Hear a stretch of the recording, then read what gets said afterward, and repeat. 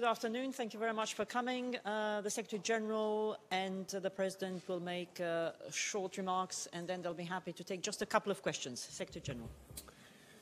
Mr. President, it is indeed a great pleasure to welcome you again to NATO headquarters and to thank you for your dedication and Estonia's dedication to this alliance. Estonia is an exemplary ally.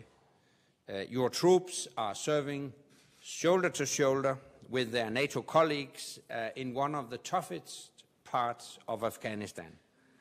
They perform their duties with great courage and great skill. I know that some of them have paid the ultimate price to help bring security and stability to that country. I pay tribute to their sacrifice. Estonia is also committed to collective security. Your country has reached the benchmark figure of devoting 2% of your economic output to defense. In tough economic times, such as this, that shows real commitment and real dedication. This is not just about spending the right amount, but spending in the right areas. Estonia is leading the way in cybersecurity, a vital part of modern capabilities. The cooperative Cyber Defense Center of Excellence in Tallinn allows allies to share experience and share best practices and gives all those who participate a chance to become more secure. This is defense for the future. Mr. President, NATO is also committed to Estonia. Earlier this year, I had the chance to visit the NATO pilots from Denmark who are patrolling the airspace of Estonia and its neighbors. Their mission is visible proof of our dedication to your security, round the clock and throughout the year. So Estonia is a full and valued member of this alliance.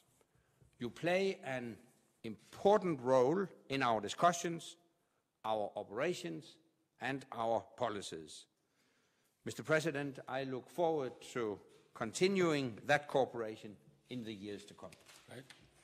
Well, thank you very much. Once again, I'm always happy to come to NATO. It's one of my favorite places. Has been for many, many decades, actually, but especially since becoming a member 9 years ago. Just a few points that we talked about. First of all, I think NATO is in good shape, despite all of the whining and complaining we hear. Operations, especially ISAF, show that NATO is able to operate in multiple theaters in a sustainable and successful way. The crucial issue for us will be the orderly handover of ISAF security responsibilities to the Afghans by the end of 2014. And of course, it's only natural that every military action comes to an end, and so we look forward to that end, but we will be there to the end, and as long as we're there, until the elections, basically, to be precise.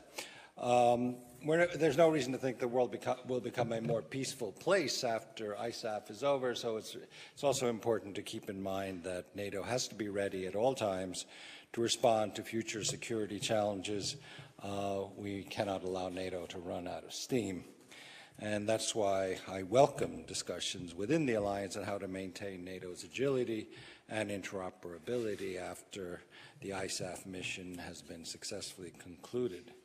And I think it's crucial that in all these discussions that the voices of all NATO allies are listened to, and that in fact operated upon. We need to take advantage of our comparative strengths within the alliance